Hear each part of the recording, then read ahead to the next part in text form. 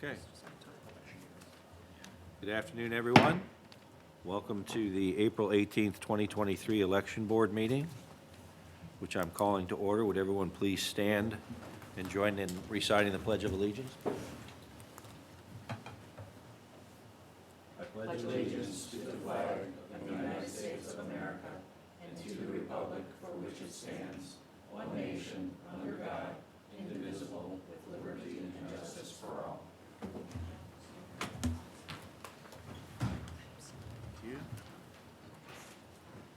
Might I have my pen back, please? Oh, sorry. Thank you. Next agenda item is Election Day security. I just wanted to make sure everyone knew that I did talk with Lieutenant Fazio from the Sheriff's Department, and he will provide the Saturday, and Sunday security over at Mishawaka, because they are responsible for Mishawaka. And then I've arranged with Trinity Security for the security here in the County City Building for Saturday, and Sunday. So, just so everybody knows, that's all taken care of, okay? Thank you.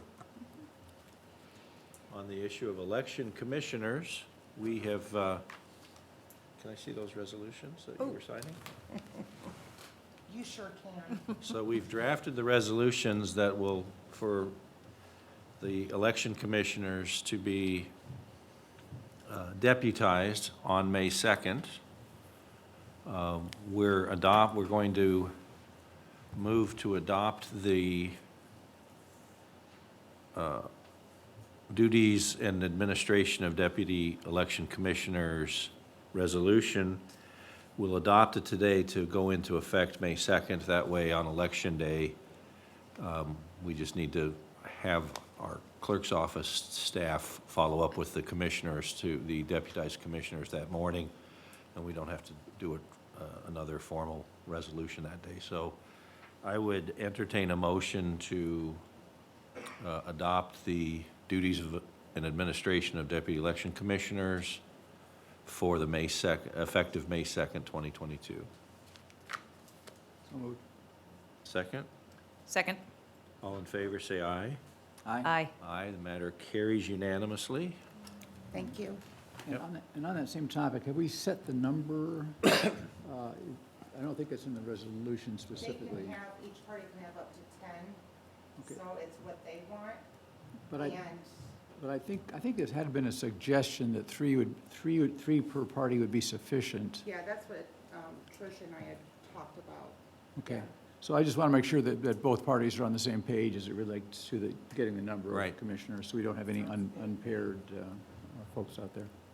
Yeah, I think three from each side is good, and I think that it would be very good if, unlike in the last election, if both sides actually were able to produce that many, because we needed them. We needed their help, so. Voter registration update on incomplete registrations?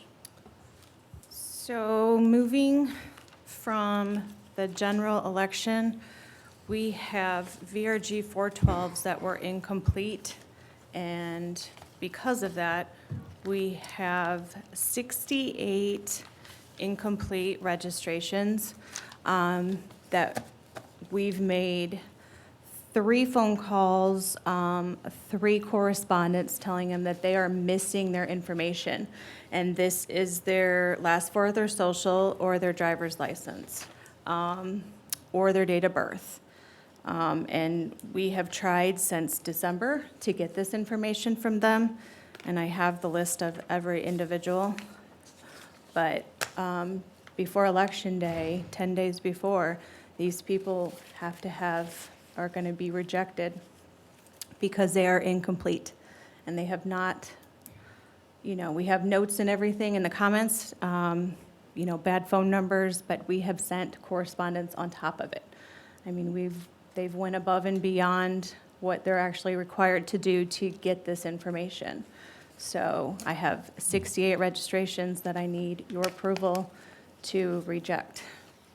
Tricia, can I ask, what is the legal requirement for correspondence and calls? 1 phone call or correspondence. So you have gone above and beyond? Yes. Yeah. Okay. And 10 days is the day by which they have to be, so it seems that there's a very much of a slight window. They still have, but I need to have the approval so that 10 days before, which would be the 22nd, I think, Right. that I can go ahead, if they have not responded since then, to go in and actually reject them. Okay, I have a question about this too. Is there any reason why this would not be a public document? What do you mean, public document? Well, my thinking is that some of these people may have moved to new locations and just failed to make people aware if we made it, if we made the list available to both party chairs, that they might recognize people and know that they've moved somewhere else and get them in to get registered. Well, these are from VRG 412s that they completed on the last election day. So Oh. they came in and voted and said, either this is my new name change, or this is my new address, and they voted the last time in their precinct. So that is actually from the election. So they were voting and then filled out this form and didn't complete it. Okay. Well, let's discuss it. What do you guys think? I think There's you think we've done 68 enough total. Huh? 68. and 68 68. people. Yeah, my thought is that, to the extent that we can provide these to the party chairs, and it may well be that there are some recognizable names on here, and it's just a question of getting someone to kind of come down in the next 4 days with a very clear understanding that the 22nd, I presume it's end of business day on the 22nd? Yes. Okay, end Yes. of business day on the 22nd, to actually complete that registration process. That would be, I would agree with Tom. I think that's probably a. And I mean, and it tells you in there, like, bad phone numbers, we just can't get a hold of them. We've even emailed them on top of it as well, if they have given us an email. So we've called, emailed, and correspondence. Okay, so this list that I'm looking at provides names, provides addresses, and it provides, The information that they're missing? the information they're missing. Okay, Yeah. so it's not providing a driver's license number or a social security number. That's the information they're missing. Correct. Okay, so we're not, aside from the addresses, we're not revealing any otherwise confidential information, right? No. And are these individuals, since our last election was countywide, is this everybody countywide, or is it just those on the current? No, this is countywide, because Okay, this is so from the there may be some that last. are voting this time around and some that are not. Correct. Got it. Yep. And my observation would be that we need better training at the vote centers when people are filling out a VRG. They have to be completed, because, we might have 68 people who think that they can vote, and they are not able to vote because when they filled it out, the VRG at the vote center, they somehow missed some information. So I'm considering this a red flag issue in vote center training. Red flag issue meaning the inspectors are responsible for making sure that everything is filled out on the form, so it's not rejected like this. So, and these are the ones that are still fixable. We've already had to cancel probably, maybe, do you remember? Maybe 30 because they were missing signatures, or they had checked no, that they are not a US citizen, or they had checked no, they're not 18 on election day. And those are automatic once we get notification from the state that, hey, you can go in. And the ones that you cannot fix, which would be checking affirmations or missing signatures, that those are the ones that we have to reject. And these are what's left. We were at initially, after the general election, I think we're at like 170. Yeah, and then we were able, through much time, going through and actually getting some response back. And then we were at, I think, maybe 128 or something, and then we had to reject the few that we could not fix over the phone. And they had not responded by any like affidavits saying, yes, I'm a US citizen, or yes, I'll be 18 on election day, or here's, signing a new form. But I would agree with you, Amy, that I think it is important that as the VRG is being filled out, that someone take a look at it and make sure that, each of these fields is filled out. And if, there are some, obviously, if you're not a US citizen, you can't fix that. Right, But a right. signature is certainly, it's either something that's there or not, and there shouldn't, no one should walk away without having put that signature on the form. Right. So I think it's. Absolutely. I think it's a good idea to add that in there to emphasize it. This is part of the responsibility of the poll worker team. Right. Does anyone think that providing this list, which includes their addresses, is problematic? I don't.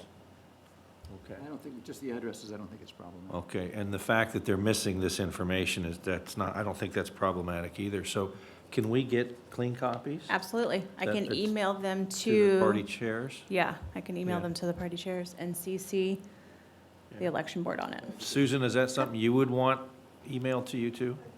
Okay, because I know that, yeah, so, all right. And that way the party chairs can maybe beat the streets and find some of these people and get them registered in time. But having an answer today, if they cannot, I need to know if I have the approval of the board to reject them, if they cannot get their information By the 22nd, the 22nd. which would be Saturday. So, Yeah, that's fine. okay. I mean, do I it. just wanted to make sure, because I'm going to wait till the absolute last minute to do it. Yeah, if they haven't corrected this problem by the 22nd, then I think it's by Okay. default, they cannot get it corrected, Okay. so. Do you agree with that, Amy? Yeah. I agree. Okay. Yep. And I have a then- and question. then, Does Hold on that just- include the 22nd? So you'll check it on We the 23rd? talked about end of business day on the 22nd. The 22nd is a Saturday? It that is, right? but we are here on Saturday. Oh, okay, so end of business day on the 22nd. Which will be 4 o'clock, Pam. 4 PM. Yeah, and remember, these people have been contacted numerous times. When they were sent the notice, it was actually to the address they provided. So, I mean, this is a last-ditch effort, and it's never been done before, so, I've got a last-ditch person, so it's perfect. girl, I know you It's a good effort to are. make. It's a good effort to make. Chuck and I both share the same sentiment, sitting on election day where, but because of the laws of the state, we have to reject voters through no fault of their own, and it's not something that we're very comfortable with. So to the extent that we can be proactive and try to remedy that ahead of time, it's a good thing for us to do, I think. I agree. And just to be, also for clarification, my understanding is that will these voters then go into canceled status? Correct. Okay, so, Correct. and when they're on canceled status, they can actually show up on election day Cast a provision. and cast a, no, I think actually there's something about actually casting a ballot, if they sign a form that says, I am at the address that is listed, so, but they may have to also fill out a new VRG 412 as well. Sure, absolutely. So, okay. Okay, good. All right. Anything else on that, Tricia? No, I think that's it. Okay. So we have two issues of other business, at least as far as I know of, and then probably more. I have just one question. Let me just verify before we move on. So if they don't contact you by Saturday at 4 o'clock, they'll be listed as canceled. They can still go to Vote Center and vote, but we'll have to do the new VRG then. Is that Yeah, correct? there's a set of rules, and we dealt with this during Amanda's hearing earlier. There are a set of rules that deal with canceled voters that are a little bit different than what you would expect. So I think we just need to be aware of those and to make sure that people can deal with that. But it has to do with making sure that they're voting at the precinct where they're listed in the Well, we're vote official centers. records. Well, yeah, their ballot will be of the last precinct Right. that they are known, yes. Pam, Right. if you guys want clarification on the fail-safes, if you email me, I will get that information together and email it to you from the state. Well, I can read it, but I guess I just want to know what our practice is. Is that what they'll be able to do? Go to a vote center, complete a new VRG, and be able to vote? Nobody's ever denied to vote. Correct. Yeah, what is missing from the conversation so far is that if the voter is canceled in SVRS, they will not be able to check in on a poll pad, which means that typically they would then have to contact voter registration, get the issue resolved, and cast a provisional ballot. That Or would- get it issued a COE. Or a certificate of Yes. error. Right. Right. Yeah. Again, you can email me or give me a call, and we can go over some of those things. Okay, thank you. You're welcome. Okay, a couple of issues that I have on other business. One is I believe she's a candidate, Christine Sopsinski. Is that right, Kim? Yes. So she's a candidate in the, She's not a candidate. She is a citizen who was calling in Okay. regards to signage that was placed at Kennedy Park. Okay. And she was concerned about it.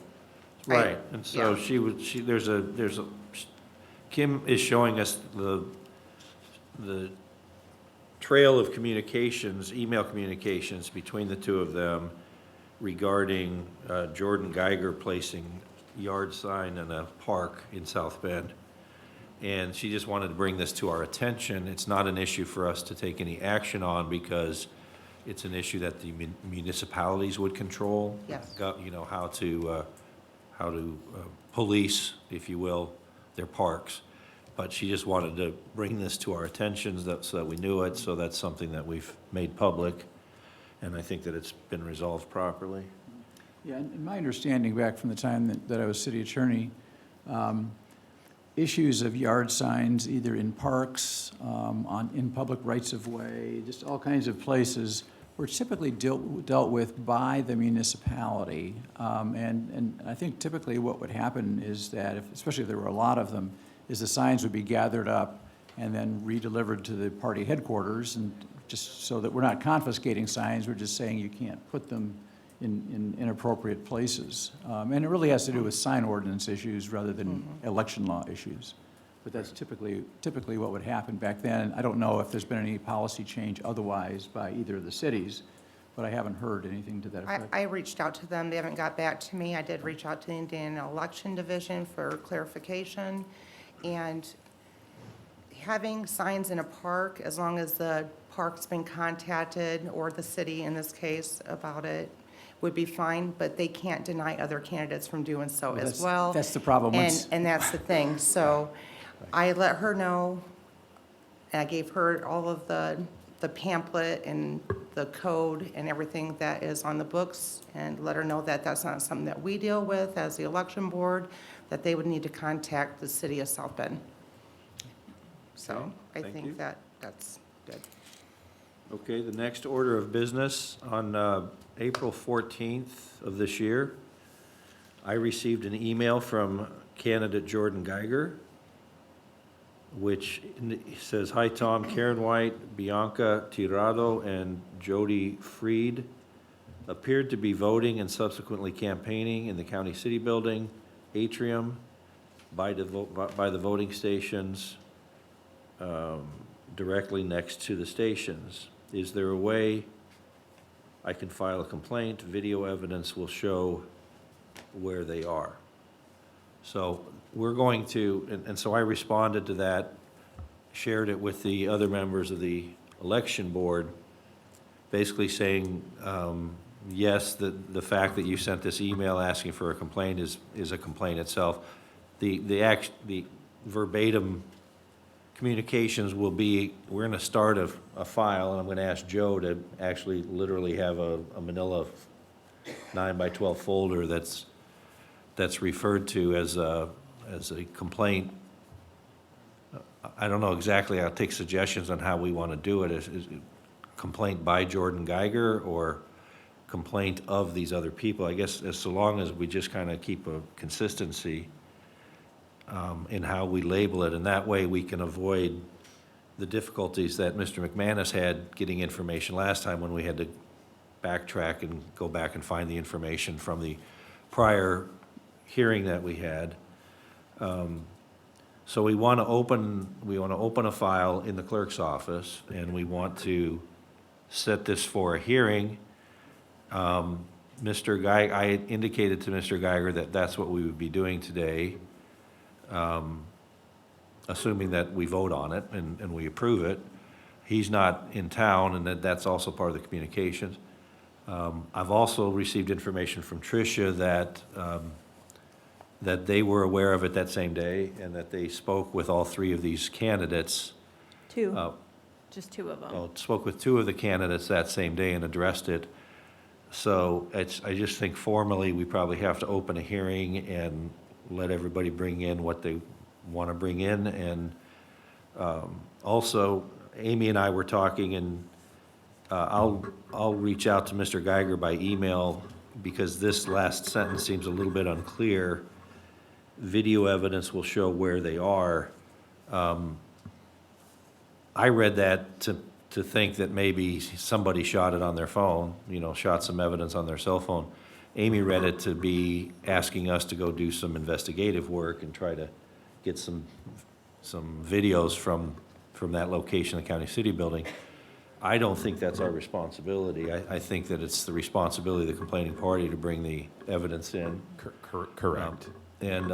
So I think that I'll just let him know that if he does have evidence that he wants to bring in, I mean, obviously, if we were doing an investigation and we wanted to do investigation, then we could direct it that way, but this is more of just somebody making a complaint and wanting to show us the evidence and see if we'll take action on it.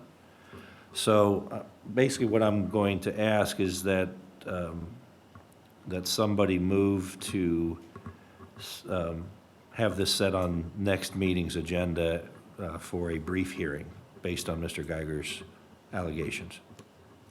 So moved. Okay, I would like to, if I could, ask that the motion be amended to include a look at how we handle issues of electioneering generally. So for example, I know in the fall, the gentleman, I can't remember his name, that we authorized the full pay for. Yeah. I know that he was removed from his job for kind of being an over-enthusiastic enforcer Right. of some of the electioneering rules. That was some of the issues that came up. And so I think it's important that we approach this in a consistent way and maybe set out just a kind of a simple set of procedures, is that, because a lot of people aren't aware exactly of what it means to where the chute is and what electioneering is and what you can say or what you can hand out, what you can even bring into the polls, because some people bring a list into the polls with them. So if we have some kind of a simple, maybe even a one-page, that's what I'd like to have come out of this, but I'd like to know a little bit about not only for the vote centers, but also for the early voting, if we have any kind of a process, or it's Hey, just folks Chuck? who are there to deal with it. They Yes, have Kim. no electioneering signs that they put out, the absentee girls who are present here. So Mm-hmm. those signs are posted at a place from where the 50 feet, from Yes. where people cannot, beyond that point, electioneer. Right. So if That's the, at the vote centers. at the vote centers and at absentee, they have those signs too, Downstairs. downstairs here. Okay, I just voted yesterday, and I don't remember seeing them at all, so I'm not sure exactly Did you where they ladies were, put but, those out? Okay, on the front door where the security guards are, yes, other than the workers' entrance, right, we have on each side of the door, we have this no electioneering sign that they gave us to post. It's in bright red letters, it should be easy for any of them to spot. that's only on the employee door or on both of the entrances? It's on both sides of the entrance, Both Public sides, You're entrance. talking about the public entrance? The public public entrance. entrance, public Yeah. entrance. not the working. But I guess my question is, if people are on it, it seems like the lobby of the County City Building is pretty big, and if the chute is typically 50 feet, are people prohibited if they stand on the far side and discuss? It's from where the actual location is. So, yeah, they would be fine if they're past the pillars on the other side of the building where the employee entrance is. Well, I think part of the problem Okay. is, I think the law says the chutes, you start measuring the chute at the entry to the room where the voting is occurring, right? So that, in theory, if we're like at Schmucker, where we were last year when we had issues, you actually wind around a couple of hallways before you get, instructed to go into that room, and so that's the place where the chute measurements start. With the County City Building, it seems that it's the minute you get in the building, right? Because they're Okay, just set off to and the and that's a side. fair assessment, but on election day, when we have people electioneering and they are too close, if we have to send out election commissioners, how do we handle that? Do we go and have a hearing about it, or do we give them a warning? Yeah, no, to do what we that? did So I last, think we're going a little above and beyond with this. This is a little bit Well, redundant. that's why I'm suggesting that we just try to define what it is that we're doing, so it's very clear to everybody, not only for us, for purposes of trying to enforce and trying to regulate this, but at the same time, for individuals. I mean, Well, and- here's what I would suggest, because I also think that all of the candidates get a candidate's packet that's got all of this information in it. And so it's kind of ignorance is bliss if they don't read it. I don't mind, if you want to draw something up, let's just like bullet points that we can share with people, just again, to be proactive with them. I don't mind us looking at that to get that message out, because if we're having the same types of problems over and over again, somehow that message isn't getting out. And it certainly isn't the fault of anybody who's working on the issues, it's just somehow the message isn't getting out. Yeah, Yeah. yeah. May and- I add that people don't know what electioneering is? If you ask the average person on the street, they don't know what that is. Well, certainly So you the- have to tell them and show them. Certainly, the candidates are the ones who are doing or should be doing the electioneering, or their proxies, and they should know. They should all know, you can't go inside of this location and glad hand people, and you can't hand your stuff out inside here, and you can't go ask people for your votes, and you can't wear your vote for me shirts. It doesn't hurt for the county to be proactive in that. But Well, I we- was just but we saying the are. candidate, and that's what we're talking about. I'm just saying that's the difference, the candidate should know as opposed to just the average person on the street who wouldn't necessarily know. Right, and part of the problem, of course, is a building like the County City Building, people pass through the lobby for all kinds of purposes Right. other than voting. And, clearly, if you're going into a place to vote, then, you know that the rules apply. But someone is, they're going up to, drop something off at the commissioner's office or pay a parking ticket or any of these kinds of things, and they're obviously not thinking about what's happening with election law, and they come in wearing a sticker and walk through the lobby, and then all of a sudden they're electioneering, even though they're going directly to the elevators. So, it's a situation that I think we have to at least think about and try to Well, address. Thank you. In support of the complaint, though, he does say directly next to the stations. So Right. that, he's not talking about being, on the other side of the lobby, directly next to the station. So I think that's important here as well. Oh, right, yeah, I think Chuck's just talking about us having some kind of bullet points just to share in general with people just to better educate them. I think so. That, without it having necessarily anything to do with this particular complaint, which we'll take up. Okay, I do know that it is included in the vote center worker training gonna as say. well. What is electioneering?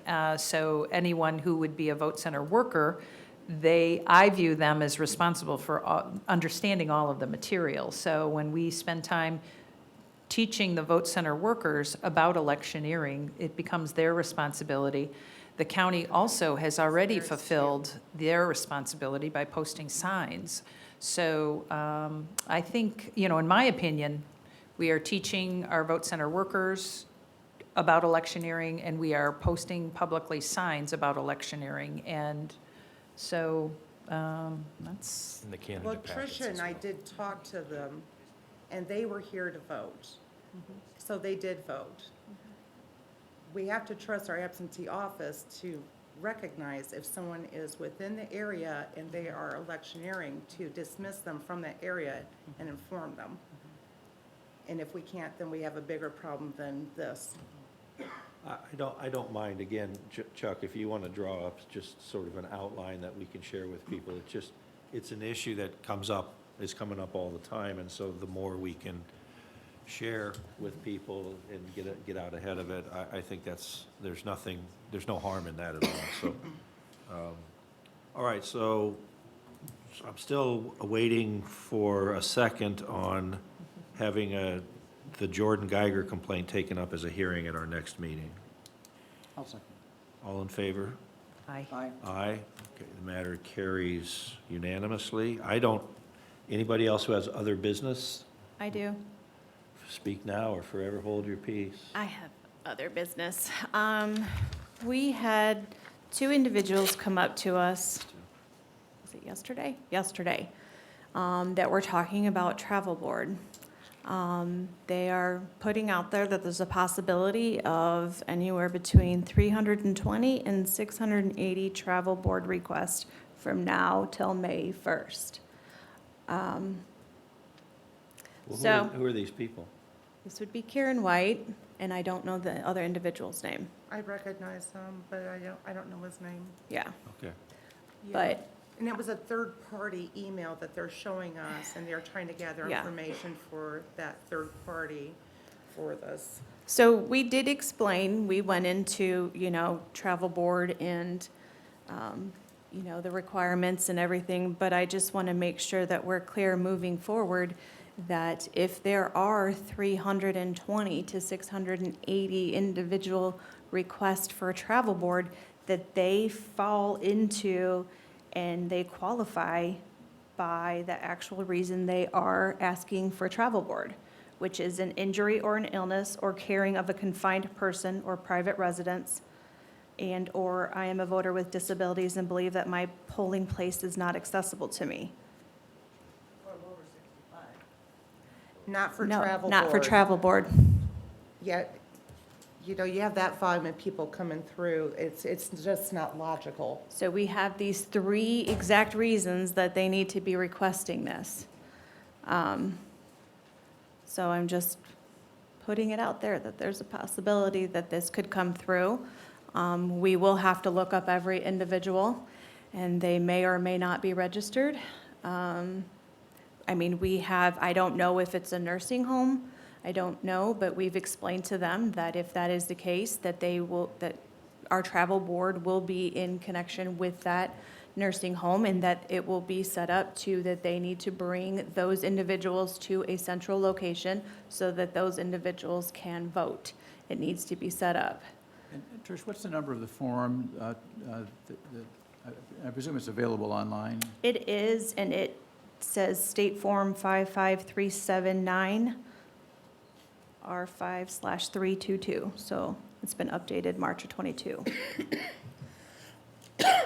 If they go into indianavoters.com, they do have the option to request that on there as well. And we have voter with print disabilities, and, because they were talking about, people that can't sign, and that falls under voter print disabilities, which needs to be requested through the state and not travel board. But here is a copy of that, if you would like it.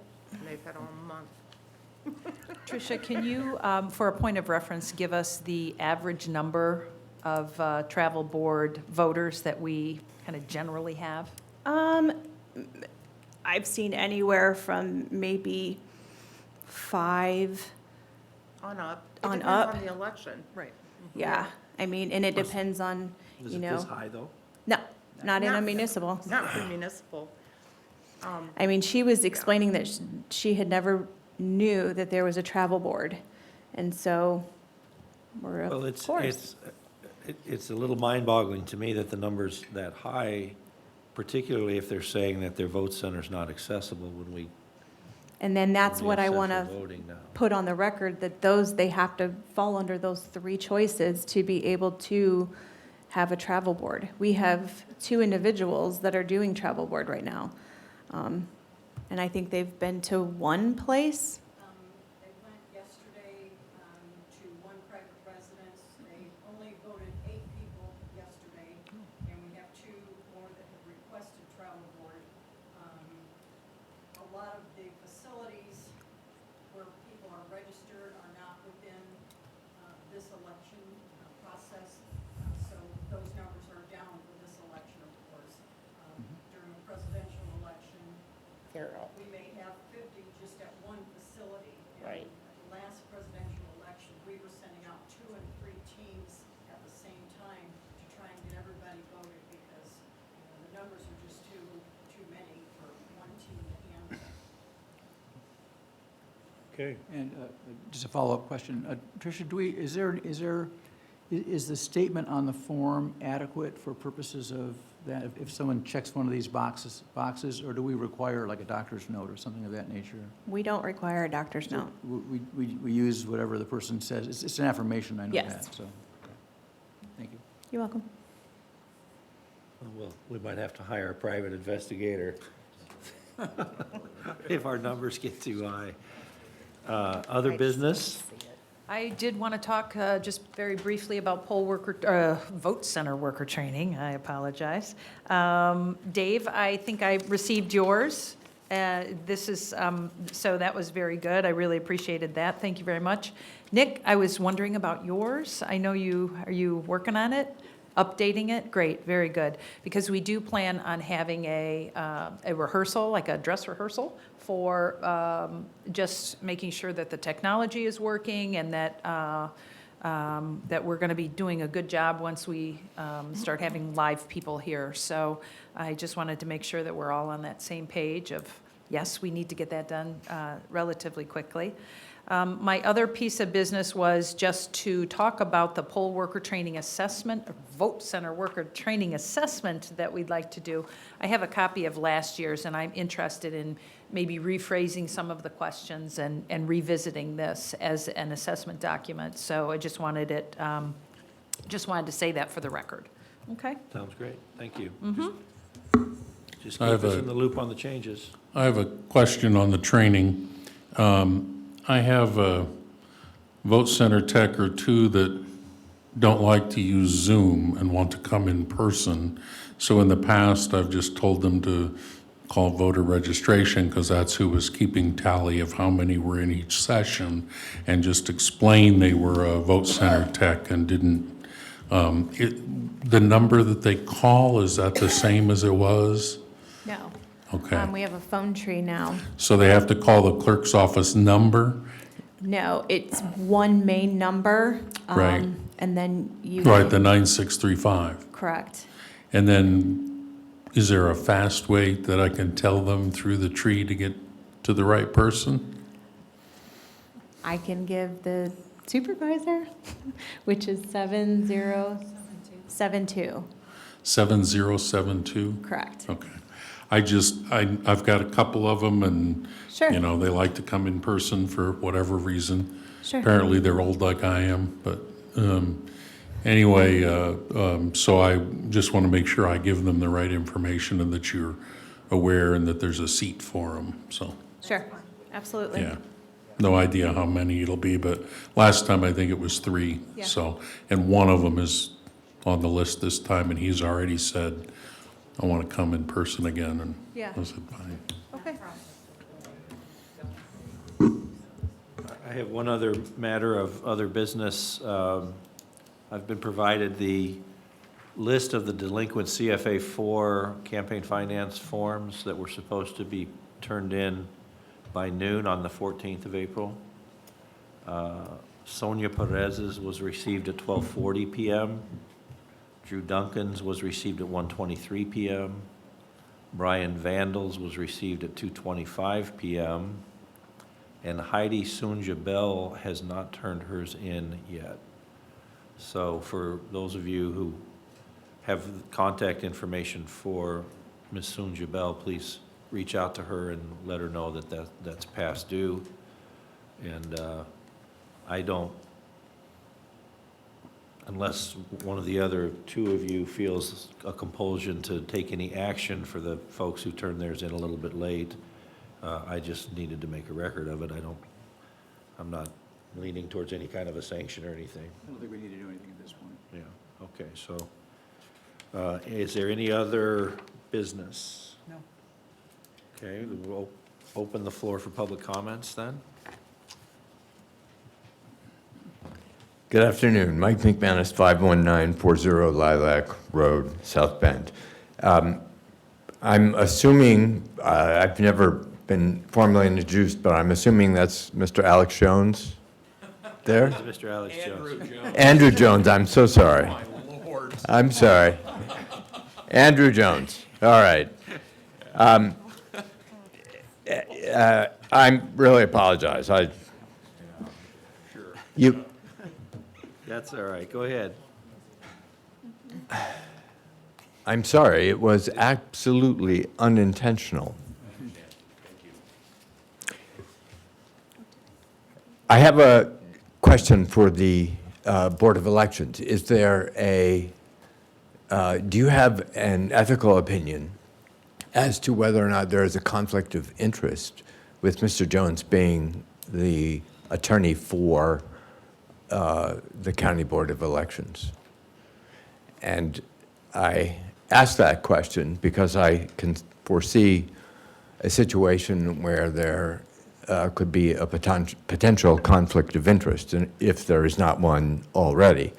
Mr. Jones was the counsel for Mr. Dixon, who is the current president of the Board of Elections, who sued Mr. Leone, who at the time was the president of the Board of Elections and has continued on as a member of the Board of Elections.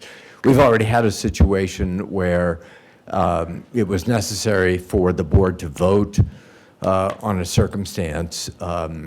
Mrs. Rolfe's consulted her personal attorney and made her opinion, or made her decision to abstain from a vote. I'm talking about the Bruce Mitchell situation. So we had two remaining board members to vote, one a Republican, one a Democrat. And so that situation could present itself again, and I see that as a serious potential conflict of interest if Mr. Jones is asked to give advice, or is giving advice, or is participating in any way in the decision-making of the board. So I would ask that if an official opinion has not been sought from perhaps the professional responsibility people in Indianapolis, that one be obtained for that reason, because it would just cause future unnecessary problems. And again, I really do apologize. I did not mean to call you Alex Jones, because I wouldn't call anyone Alex Jones. Thank you. So this is public comment time. This is not open discourse time. I'm happy to talk with you after the meeting, and also if you want to submit something to ask us to do that, to consider doing something like that at a meeting, Sure, then we can take it up and formalize it. sure, I'll do that. Thank you. Thanks. Any other public comments? Seeing none? I appreciate it. Come- when he said Alex Jones, It didn't register, it didn't register with me either. Yeah. was. Okay, thank you. There being no other public comments, I'll entertain a motion to adjourn. So moved. Second? Second. All in favor of adjournment, say aye. Oh, our next meeting is already scheduled, is that correct? Okay. Let me make sure I've got that in my schedule. Yep, and our next meeting is the 27th at 5 PM. So all in favor of adjournment, say aye. Aye. Aye, the matter carries unanimously, and we are now adjourned.